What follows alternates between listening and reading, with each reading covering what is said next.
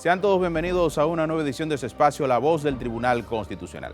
Representa un alto honor reencontrarnos con ustedes. Gracias por su sintonía. Reiteramos el compromiso de seguir fomentando la cultura constitucional a través de nuestros diferentes órganos de difusión. Cada semana, con nuestros contenidos, seguiremos apostando al despertar de conciencia de nuestra ciudadanía para que existan procesos y resultados apegados a las normas. Es lo que se busca con la creación de esa creciente generación constitucional que fortalece cada día el Estado de Derecho. Esta semana compartimos un contenido de vital importancia para la humanidad. Hablaremos de la seguridad alimentaria como derecho fundamental. Para ampliar sobre este tema, nos acompañan los licenciados Jaime Rodríguez, asesor jurídico del Senado de la República, y Eladio Reyes. Además, en el reportaje damos una visión ampliada sobre esta garantía de connotación global. Ahora conozcamos qué establece el artículo 54 de la Constitución de la República. Veamos.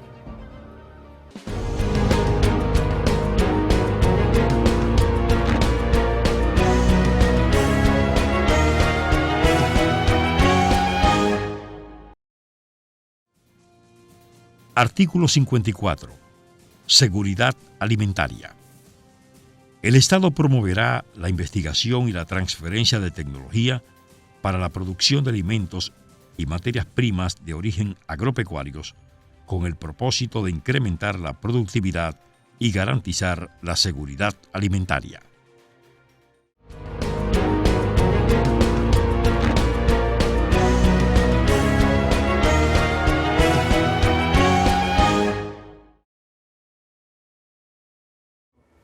Amigos, seguimos con el desarrollo de su programa La Voz del Tribunal Constitucional. A continuación, sostendremos una conversación con el licenciado Jaime Rodríguez sobre el tema el derecho a la alimentación y la seguridad alimentaria desde la perspectiva constitucional. El licenciado Jaime Rodríguez es abogado de profesión, con maestría en Derecho Constitucional por UNIBE y Derecho Administrativo por la Pucamaima. Tiene un posgrado en Derecho Constitucional, Procesal Constitucional y Derechos Humanos por la Universidad de Buenos Aires. Actualmente es docente en el área de Derecho Procesal Constitucional por la Universidad Pedro Enríquez Ureña y a nivel de maestría en esa misma área de Derecho por la Universidad Autónoma de Santo Domingo. Bienvenido al programa, licenciado Jaime Rodríguez. Muchas gracias, Ariel, por la invitación. Un placer para mí estar aquí compartiendo con ustedes. Jaime, ¿cómo podríamos definir lo que es seguridad alimentaria? Bien, mira, a mí me parece que la mejor definición respecto de ese derecho la pudiésemos ubicar en la observación general número 12 que realizó en el año 1999 el Comité para la Protección de los Derechos Económicos, Sociales y Culturales, y que define el derecho a, vamos a decir, para irnos un poco más a lo básico, a la alimentación, como el derecho o la prerrogativa que tiene toda persona a acceder, ya sea a través de medios económicos o físicos, a la alimentación que sea necesaria para garantizar el desarrollo de su vida de una manera digna. Y además, pues esa observación establece que ese acceso tiene que estar a su vez caracterizado por observar idoneidad en lo que respecta al ámbito cultural de la persona, en el cual la persona se desarrolla, y también disponibilidad, entendiendo por disponibilidad la garantía de la constancia o de la permanencia del acceso de la alimentación. Y precisamente con este componente de la disponibilidad del derecho de acceso a la alimentación es que se vincula el concepto de seguridad alimentaria. Por seguridad alimentaria, por decirlo en palabras sencillas, debe entenderse esa garantía que tiene la persona de que va a contar permanentemente, de manera constante, con alimentos disponibles para poder desarrollar su vida de manera plena, alimentos que le aporten los valores nutricionales que sean necesarios para ese desarrollo y que además estén exentos de, elementos contaminantes. Ahí entra el elemento de la inocuidad. Y como ya comenté, que sean adecuados al entorno cultural de la persona. No es lo mismo, obviamente, la alimentación en República Dominicana que la alimentación en Rusia, en China, en Japón. Esos elementos culturales deben ser tomados en cuenta también al momento de delimitar cuál es la conducta protegida por el derecho fundamental a la alimentación y por el concepto ya un poco más restringido de seguridad alimentaria. Como tú bien sabes, el artículo 54 de la Constitución contempla la seguridad alimentaria, pero por su redacción, ¿tú consideras que la seguridad alimentaria es un derecho o es un principio programático del Estado? Ciertamente, la redacción del artículo 54 de la Constitución es un tanto confusa, porque contrario a lo que sucede con los otros derechos que están reconocidos en el catálogo de derechos de nuestro texto fundamental, no se inicia, digamos, dando una definición o una caracterización general del derecho, sino que por el contrario se establecen cuáles son los medios o instrumentos para lograr el derecho, que en este caso específico sería la seguridad alimentaria. Y tal cual uno, digamos, lo analiza en la forma en que está configurada, pudiese pensar que se trata de una norma programática o directriz que establece pues, que la satisfacción depende, obviamente, del avance gradual en la protección del derecho. Sin embargo, y partiendo digamos, de una interpretación sistemática de la Constitución y de la relación de interdependencia que tiene para mí ese artículo con relación a otros artículos que reconocen otros derechos fundamentales, yo entiendo que es perfectamente posible también establecer que existe como norma constitucional estructuralmente constituida, digamos, en forma de principio, no ya de directriz o de norma programática, un derecho de acceso a la alimentación.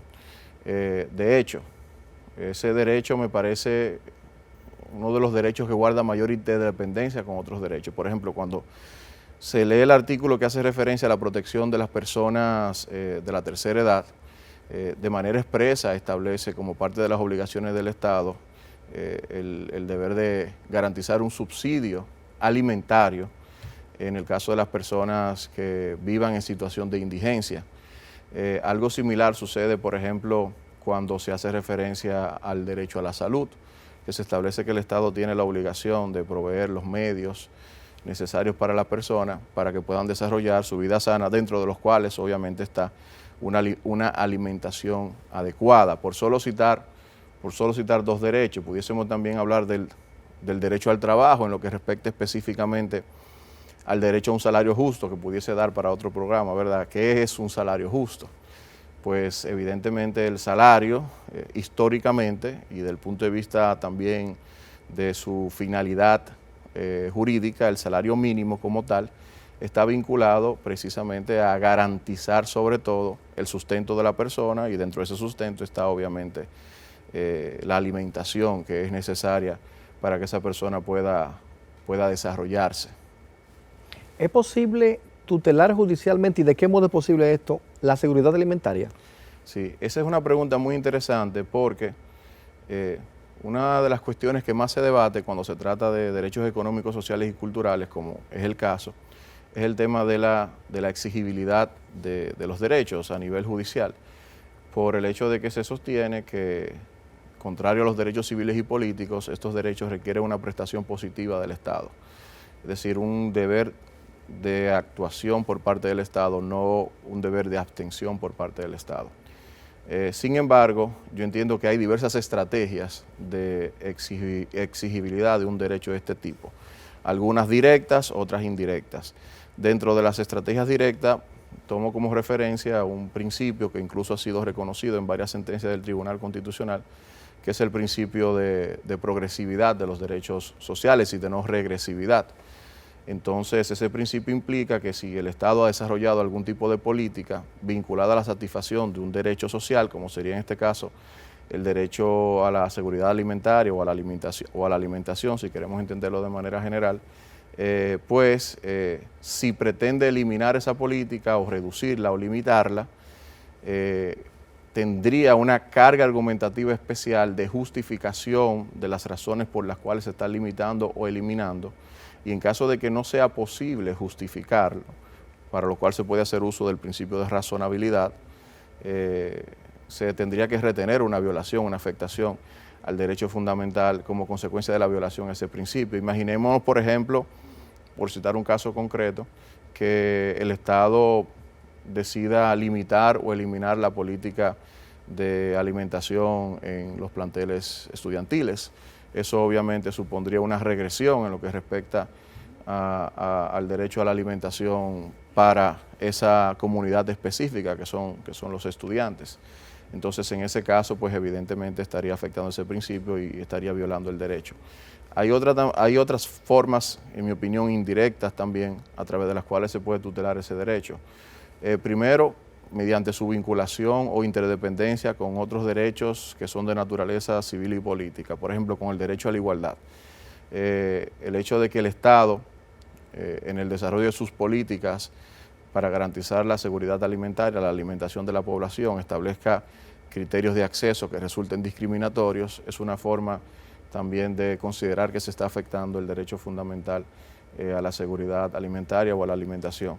También por su vinculación con otros derechos sociales.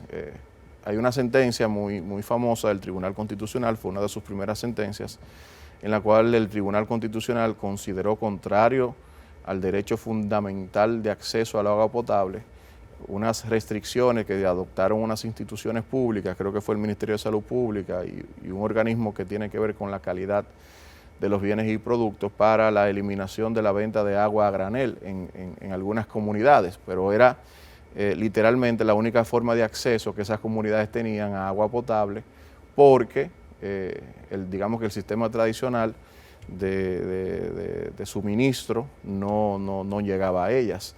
Y en ese caso específico, pues se evidencia también una interdependencia con el derecho a la alimentación, porque obviamente la alimentación, en lo que respecta a la preparación, la elaboración de los alimentos y el propio consumo humano del agua, para su sostenibilidad física, requiere del acceso al agua potable. Lo mismo podría decirse, por ejemplo, con relación al derecho a la seguridad social. La seguridad social como derecho obliga a que el Estado establezca instrumentos, mecanismos de protección frente a contingencias en las cuales una persona ha perdido sus ingresos laborales. ¿Cuáles son esas contingencias? La vejez, la enfermedad, accidentes laborales, etc. Entonces, la idea de que haya un mecanismo de protección frente a esa contingencia es que esa persona pueda tener un medio para sustituir esos ingresos económicos que ha perdido y pueda seguir sustentándose, y dentro de ese sustento obviamente está la garantía de alimentarse, o sea, la necesidad de alimentarse. En fin, yo creo que sobre todo por la interdependencia de ese derecho con otros derechos, existirían muchas estrategias de exigibilidad judicial también, por ejemplo, en materia de derechos de protección al consumidor, porque hablamos de que el derecho a la alimentación implica no solo acceder a alimentos, sino alimentos que sean inocuos, que sean nutritivos, que estén en buenas condiciones.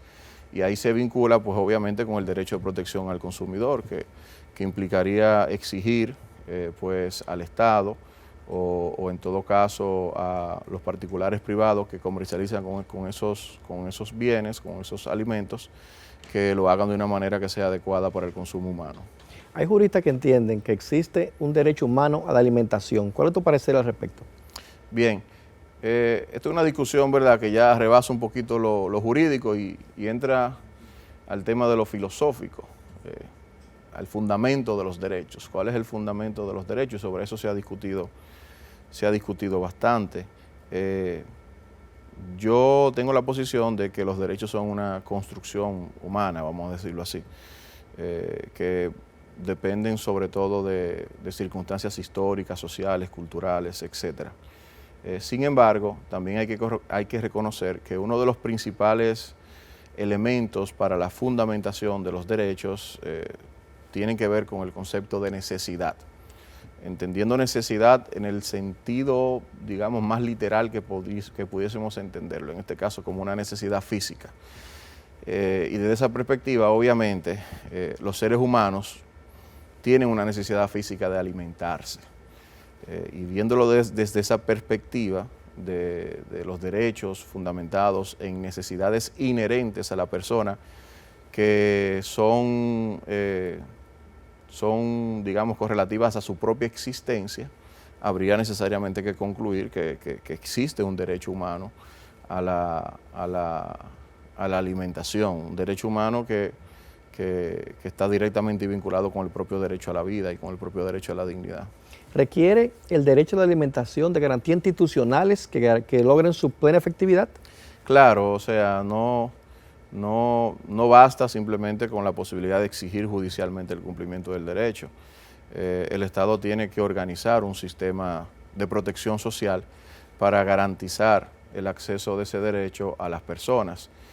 Y eso esencialmente lo hace a través de los mecanismos de protección social que los diversos estados adoptan como políticas. Por ejemplo, subsidios a las personas que vivan en la indigencia, el establecimiento de centros en los cuales puedan acceder a precios mucho más bajos, a precios populares, a ciertos bienes de la canasta básica.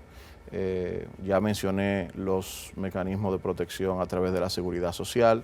En el caso, por ejemplo, de la educación, la política de la alimentación escolar, del desayuno escolar y ahora del almuerzo escolar, todo eso requiere obviamente de la organización de un sistema. En el año 2016 aquí se aprobó una legislación que estableció un sistema nacional para la garantía de la seguridad alimentaria y organiza, digamos, todo un andamiaje institucional que tiene la obligación de desarrollar los programas, los proyectos y las políticas tendentes a garantizar ese derecho y también a fiscalizar y evaluar la ejecución de estas.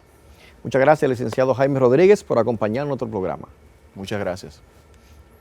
Hemos estado conversando con el licenciado Jaime Rodríguez sobre el tema derecho a la alimentación y la seguridad alimentaria de la perspectiva constitucional.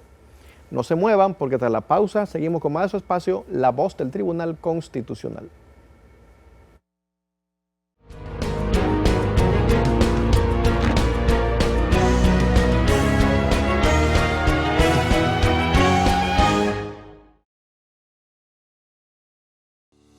Mantente al tanto de todas las informaciones del Tribunal Constitucional de la República Dominicana a través de nuestros canales oficiales.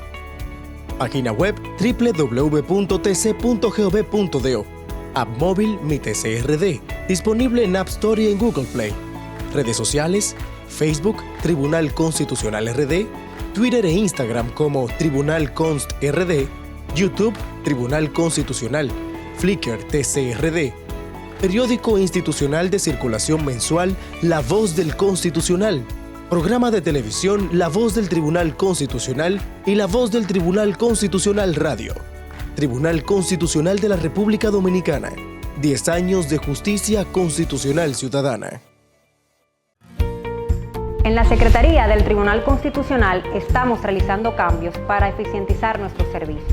Hemos habilitado un nuevo espacio en la entrada de nuestra sede, con un personal capacitado para ofrecer respuesta oportuna a los requerimientos de la ciudadanía.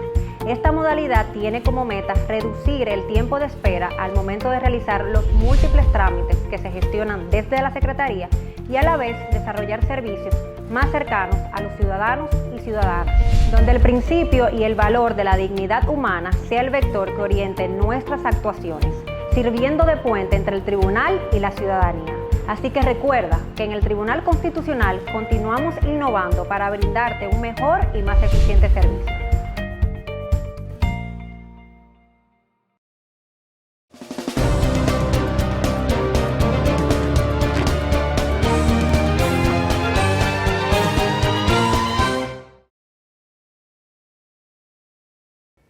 Seguimos en La Voz del Tribunal Constitucional. En el reportaje conoceremos los desafíos a los que se enfrenta el mundo respecto de la alimentación como derecho. Veamos.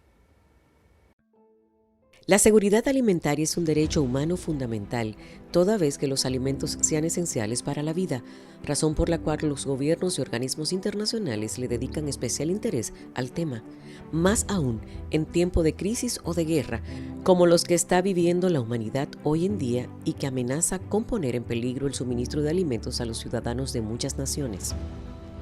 La Organización de las Naciones Unidas para la Alimentación y la Agricultura, FAO, y el Programa Mundial de Alimentos advierten de la posibilidad de que se genere una aguda hambruna en más de 20 países en los próximos meses y llaman a prestar atención urgente sobre el particular.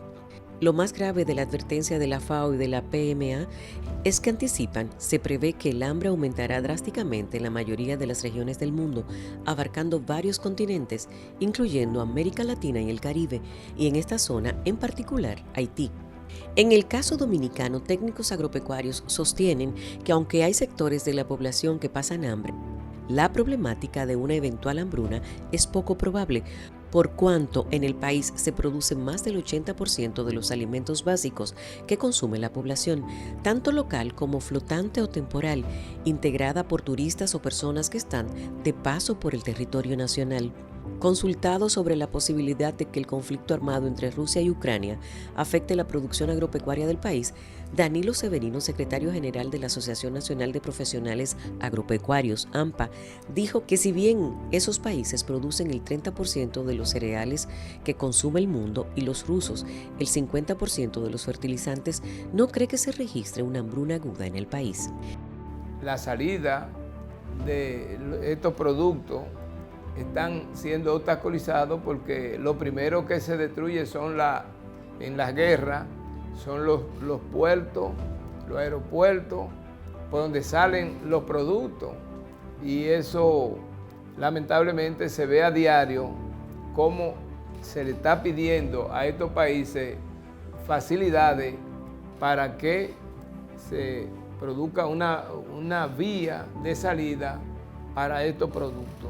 En torno, así las autoridades oficiales están tomando en serio esa posibilidad.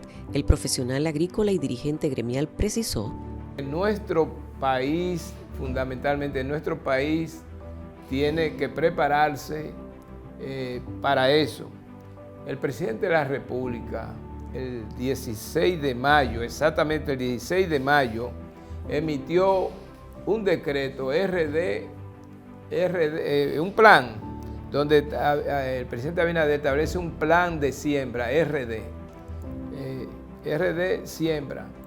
Y esto nosotros lo vemos como importante, porque es una forma de enfrentar esta situación que nos está amenazando. Pero ¿qué sucede? Que para que eso se ejecute, realmente hay que darle todo el apoyo a ese plan para que nuestro país se prepare y, como dice ahí en el plan que emite el presidente, sembrar hasta en los patios. Y las condiciones están para que eso sea así. Y hay que darle las facilidades a nuestros productores y darle la facilidad a nuestros productores en los términos de darle el mayor apoyo económico, que en lugar de subsidiar las importaciones, subsidiemos lo que pueden producir exportación, como la producción de alimentos. Severino fue categórico al señalar: la seguridad alimentaria está garantizada por los productores y los profesionales agropecuarios. Si nos dan las condiciones, tenemos tierra, tenemos productores y tenemos técnicos especializados. Para eso es lo que este plan, para que eso se desarrolle, están ahí los elementos que pueden lograr el éxito del plan que el presidente ha anunciado al país el 16 de mayo.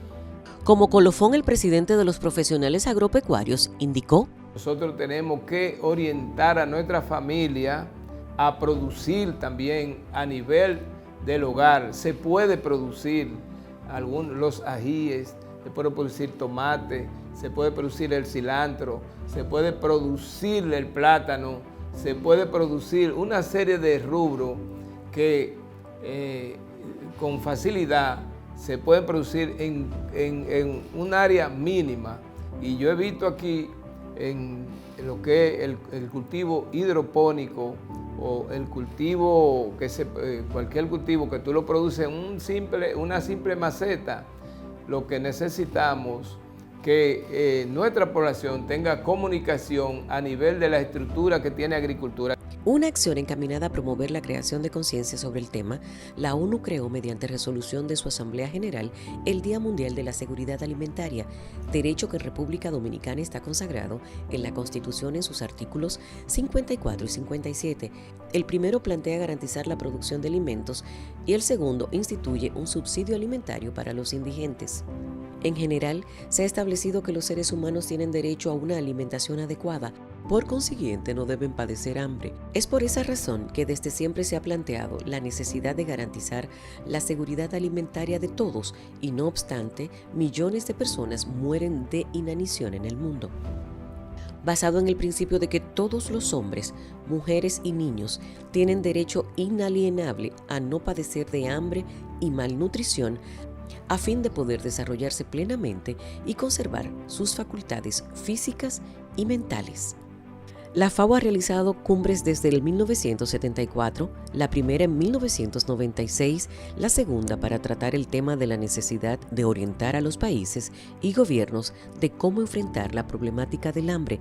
Y si bien se lograron avances importantes, la realidad es que el tema sigue siendo tratado en frecuentes encuentros internacionales, conscientes de que no siempre querer es poder. La mejor evidencia de que eso es así lo constituye el hecho de que la población mundial supera los 800 millones de personas y por esa razón la Agenda 2030 de la ONU insta a los países a redoblar los esfuerzos para responder a sus objetivos de poner fin al hambre, logrando la seguridad alimentaria y una mejor nutrición. Desde hace años, la ONU y sus organismos promueven la agricultura sostenible, de manera que se genere una producción adecuada de alimentos que haga posible que todos los ciudadanos en el mundo, o al menos una gran parte de ellos, dispongan de bienes para superar el hambre. Como mecanismo de respuesta a esos esfuerzos en nuestra región, se creó el Frente Parlamentario contra el Hambre de América Latina y el Caribe, una iniciativa que involucra a legisladores y sus órganos en esa lucha contra la falta de alimentos, conforme se planteó en la Cumbre Mundial sobre Alimentación realizada en Roma, Italia, en noviembre del 1996, con la participación de delegados de 185 países. En ese encuentro se propuso dar contenido concreto y operativo al derecho a la alimentación, reconocido en la Declaración Universal de los Derechos Humanos, proclamada en 1948 y consagrado en el Pacto Internacional de Derechos Económicos, Sociales y Culturales de 1966. También surgió de ese cónclave la creación de un grupo de expertos independientes que integran el Comité de Derechos Económicos, Sociales y Culturales, responsables del seguimiento a que se cumplan los acuerdos establecidos que definen la alimentación como el derecho a tener acceso de manera regular, permanente y libre, sea directamente o sea mediante compra por dinero, a una alimentación cuantitativa y cualitativamente adecuada. Ya se dijo hace tiempo, el hambre es mucho más que la falta de alimentos, es una terrible injusticia.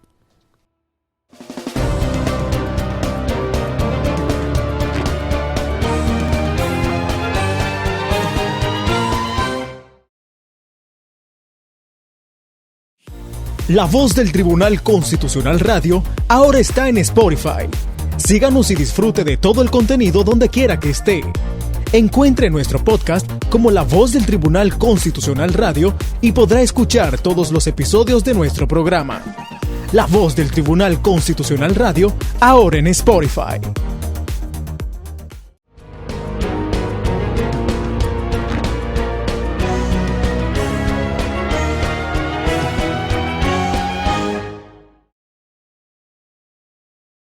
Continuamos con el desarrollo de su programa La Voz del Tribunal Constitucional.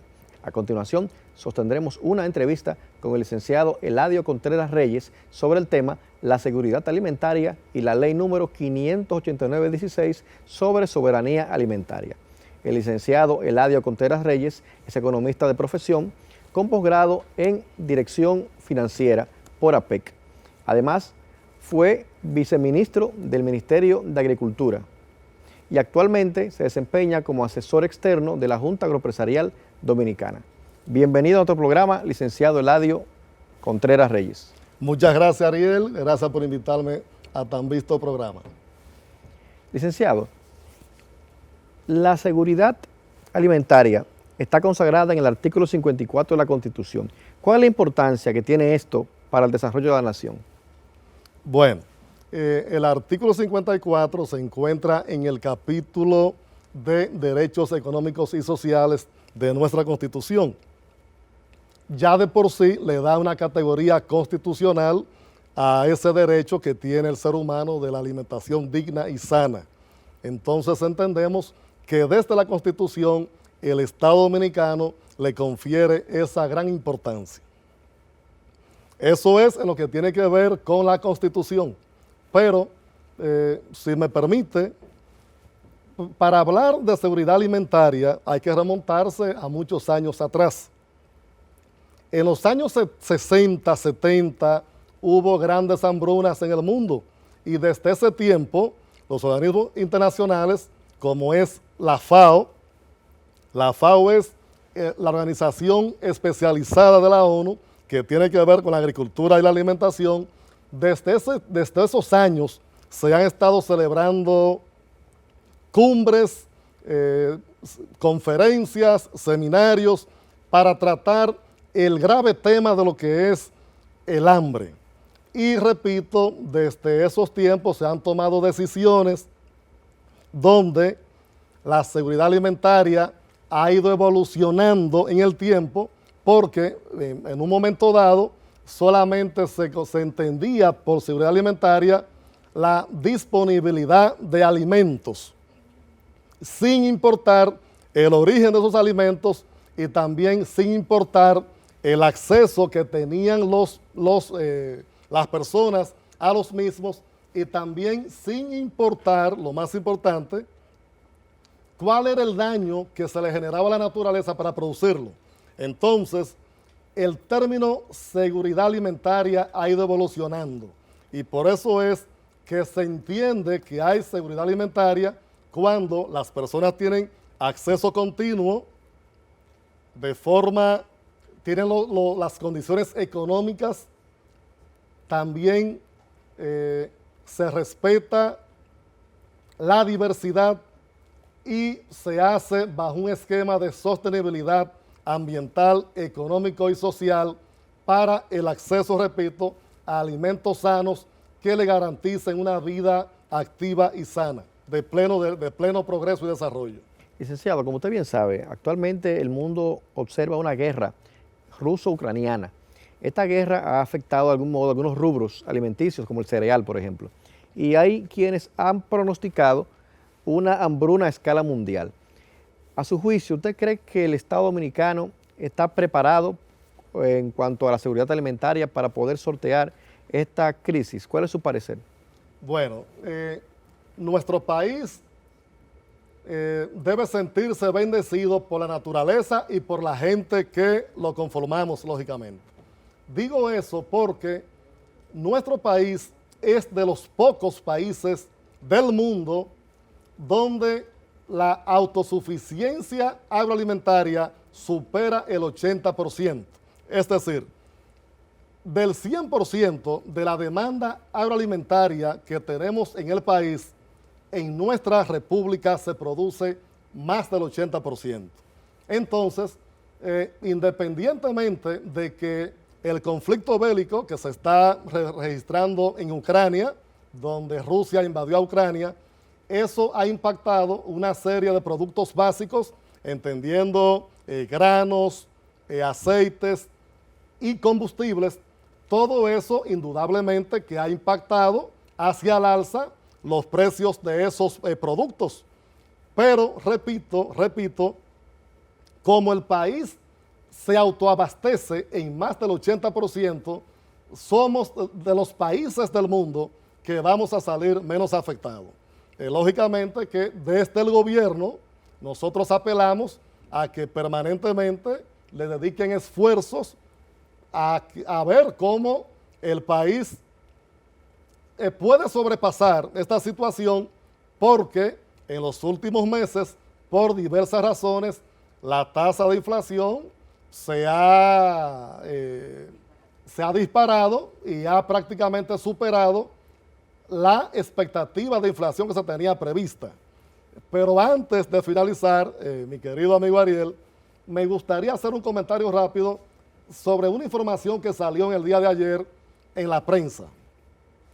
En la prensa salió de que el índice de subalimentación, entiéndase hambre, se redujo de 8.3 a 6.7. Es decir, en el periodo 2018-2020, el índice de subalimentación o de hambre fue de 8.3. Ahora, en el 2021, es de 6.7. Evidentemente que hubo ahí una reducción muy importante de 1.6, me parece. ¿A qué se debió esa reducción? Se debió a que en el año 2021 o del 2021 a la fecha, a través del programa Supérate, el gobierno ha incrementado las tarjetas de Supérate, la tarjeta de ayuda a la alimentación. De 1.350, de 800,000 y pico de familias favorecidas, se llevó a 1.350. Y también se duplicó el importe por tarjeta, de 825 a 1.650 pesos. Repito, del 2018 al 2020, el índice de su alimentación era de 8.3. Pero, que quede claro, para el año 2019, el año prepandémico, ese indicador estaba en 5.5. Es decir, que ese indicador se deterioró fue con la pandemia. Entonces, de 5.5 en el 2019, subió a 8.3. Ahora, para el 2021, bajó a 6.7. Quería hacer esa precisión para que la opinión pública esté debidamente edificada. Muchas gracias, licenciado Eladio Contreras Reyes, por acompañarnos en nuestro programa y abordar este interesantísimo tema de la seguridad alimentaria. Muchas gracias y siempre a la orden. Y ustedes, amigos, estuvimos conversando con el licenciado Eladio Contreras Reyes con el tema de la seguridad alimentaria. No se muevan porque tras la pausa seguimos con más de su espacio, La Voz del Tribunal Constitucional.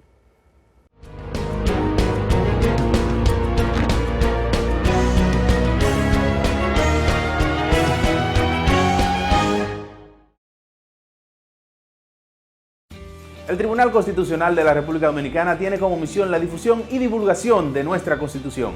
Es por eso que te la ponemos más fácil. Y es que ya puedes acceder a ella a través de nuestro código QR. Mira, es muy sencillo. Donde quiera que veas este código, escanéalo en nuestras publicaciones, vallas, periódicos o hasta en el televisor y en un segundo obtendrás la Constitución Dominicana en tu tablet o teléfono. ¿Qué esperas? Accede a nuestro código QR y obtendrás la Constitución Dominicana en la palma de tus manos.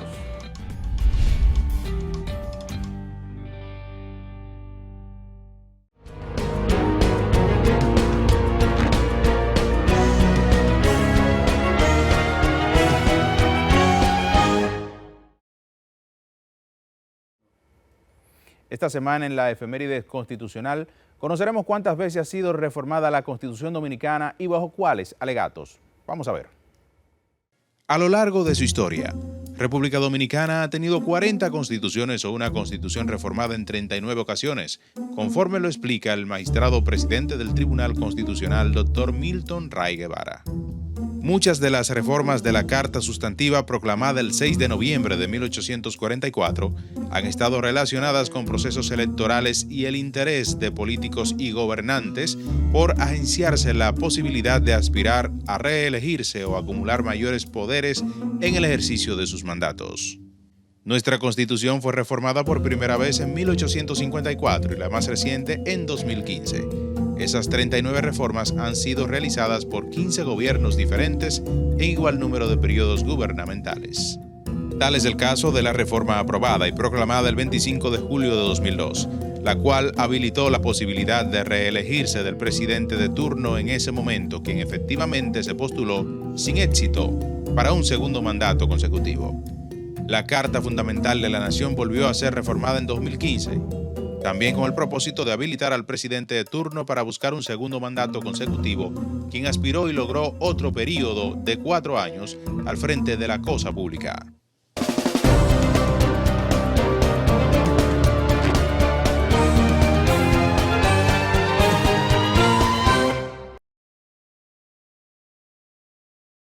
Es momento de conocer las principales informaciones que se generan en nuestra alta corte. Comencemos. El Instituto Duartiano reconoció al presidente del Tribunal Constitucional, magistrado Milton Ray Guevara, por su identificación con el ideal de Duarte y por su defensa de la soberanía y los derechos del pueblo. Esta distinción le fue otorgada durante la 20ª edición del Desayuno por la Patria, que realiza el Instituto Duartiano como parte de las actividades con que conmemora el 184 aniversario de la creación de la Trinitaria. Al agradecer por la distinción, el doctor Ray Guevara manifestó que la acepta como una renovación de compromiso. Ahora más que nunca, con una profunda emoción, yo apelo para que las dominicanas y los dominicanos nos aferremos al cuello de Duarte. Pensemos en Dios, que la República es eterna, que no podrán vencer las raíces profundas de la dominicanidad y que nuestro pueblo seguirá libre, feliz y contento, con justicia, prosperidad, libertad y progreso. Que Dios les bendiga a todas y todos. ¡Viva Duarte! ¡Viva la República Dominicana! Al hacer entrega del reconocimiento, el presidente del Instituto Duartiano y magistrado emérito de esta corte, Wilson Gómez Ramírez, manifestó que en los discursos del presidente del TC es notable ver un elemento patriótico en el que resalta la figura de Duarte y la dominicanidad. Fue él el responsable para que al poco tiempo de que se instalara el Tribunal Constitucional se emitiera una resolución designando a Duarte primer constitucionalista dominicano. El presidente del Tribunal Constitucional, magistrado Milton Ray Guevara, recibió la visita del juez presidente de la Cámara Civil y Comercial de la Corte de Apelación del Distrito Nacional, Edison Alarcón Polanco, con quien conversó sobre temas de interés común. Durante el encuentro realizado en el despacho del magistrado Ray Guevara, el magistrado Alarcón Polanco recibió un conjunto de publicaciones editadas por esta alta corte. El presidente del Tribunal Constitucional, magistrado Milton Ray Guevara, visitó la sede del Tribunal Constitucional de España, donde fue recibido por el magistrado presidente Pedro José González Trevijano Sánchez. Durante la visita, el doctor Ray Guevara firmó el libro de honor de la Alta Corte Española. Se recuerda que en mayo, el magistrado Pedro González Trevijano participó en la 14ª Conferencia Iberoamericana de Justicia Constitucional, realizada por segunda ocasión en el país. Amplíe estas y otras noticias accediendo a nuestro portal web www.tc.gov.do. Allí también encuentra las sentencias emitidas por esta alta corte y su catálogo de publicaciones. Con esta edición informativa finalizamos La Voz del Tribunal Constitucional, esperando que este tema sobre la seguridad alimentaria haya servido de puntal pedagógico para entender cómo tener acceso a este soporte constitucional. La promoción de aplicación científica y tecnológica como garantía de una mayor producción de provisiones e insumos que dinamicen y certifiquen una equilibrada alimentación debe mantenerse dentro de las prioridades estatales. De ese modo, se estarían legitimando otros derechos fundamentales, especialmente los económicos y sociales. Nos vemos la próxima semana, donde juntos seguiremos en esta complicidad que nos encamina hacia un Estado de Derecho fundamentado en la cultura constitucional. Lo dejamos con la participación del doctor Marino Vinicio Castillo en la segunda versión de la cátedra Manuel Vergés Chupani, Integridad Judicial. Hasta la próxima.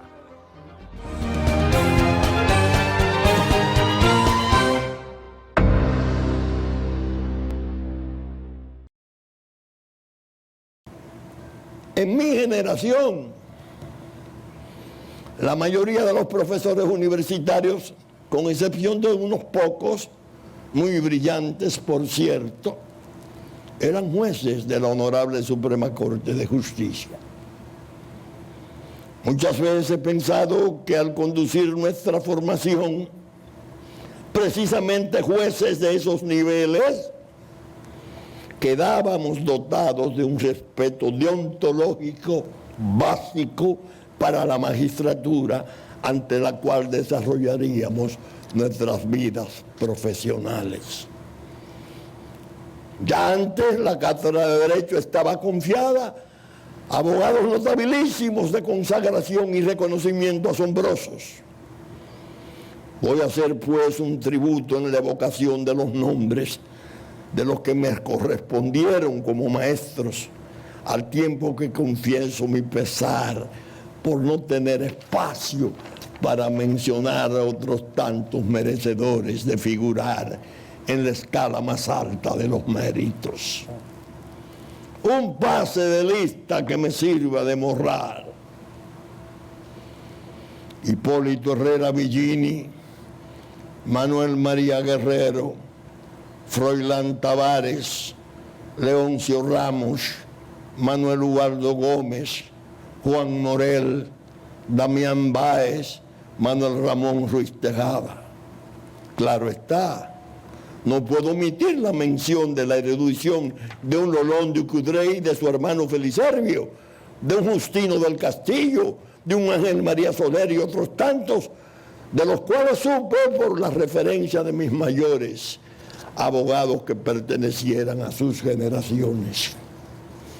Creo que la formación del abogado contaba con tal garantía, no solo para adquirir la magnífica calidad de los conocimientos de doctrina y jurisprudencia, sino para asumir también patrones y esquemas deontológicos, según afirmé. Y esto es algo valioso que permitía que la reputación y la honra del Poder Judicial y del propio ejercicio profesional no quedaran tan expuestas a peligros de degradación como ha venido a ocurrir en la medida que la sociedad se ha hecho más compleja, de población mayor, de presencia de infracciones gravísimas y desconcertantes, de avances tecnológicos dedicados a la difusión de los hechos, que es lo que a la larga se ha producido. Desde luego, bajo el control y mando de poderes enormes, en capacidad de pastorear a los poderes públicos constitucionalmente establecidos. Creo llegado el momento de mi disertación en que debo insertar, así sea en forma breve, el comentario sobre una increíble paradoja que se diera en el contexto histórico nuestro.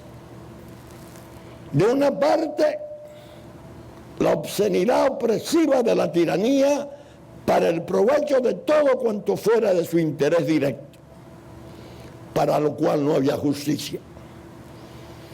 Y de otra parte, la megalomanía de su titular para exhibir e imponer respeto al resto de la dinámica judicial. Los casos de persecución política y de conciencia se hacían ante una o dos cámaras que el amargo rumor público llamaba de gas. En cambio, todas las otras materias y litigios iban a aquellos jueces, y preciso es admitir que la experiencia resultaba muy respetable.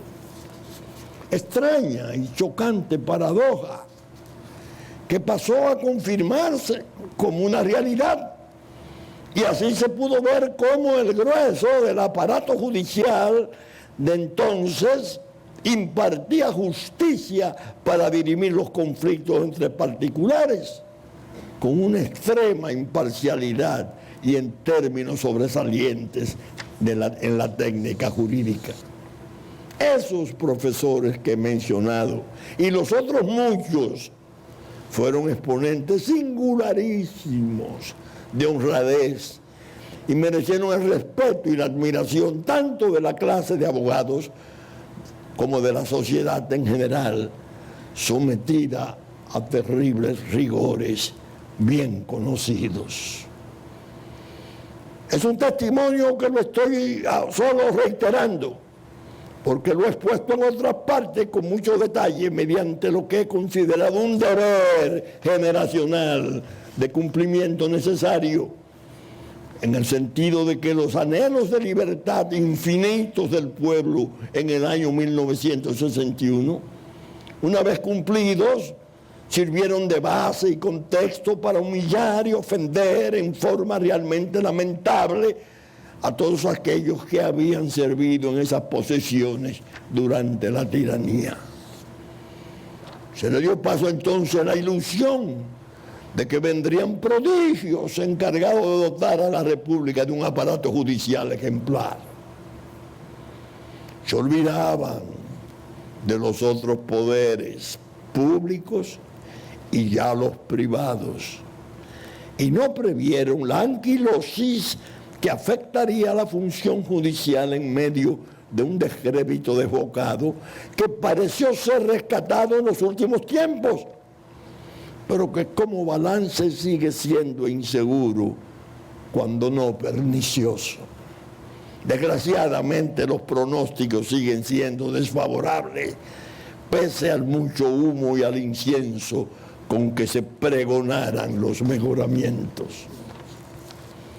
Pero bien, no quiero proseguir por ese camino, que no es el de la esencia de esta participación, aunque le pueda servir de apoyo a mi condición innata de defensor de siempre.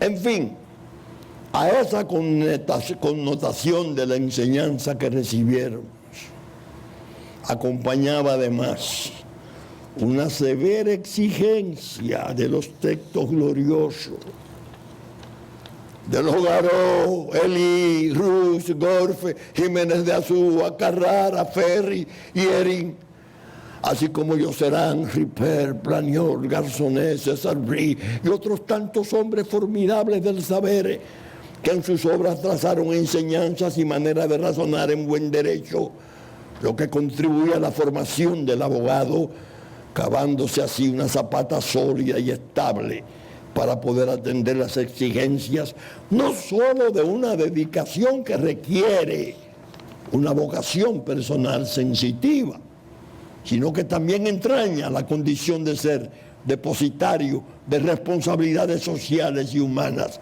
incomparables, como lo es todo cuanto se ventila en justicia.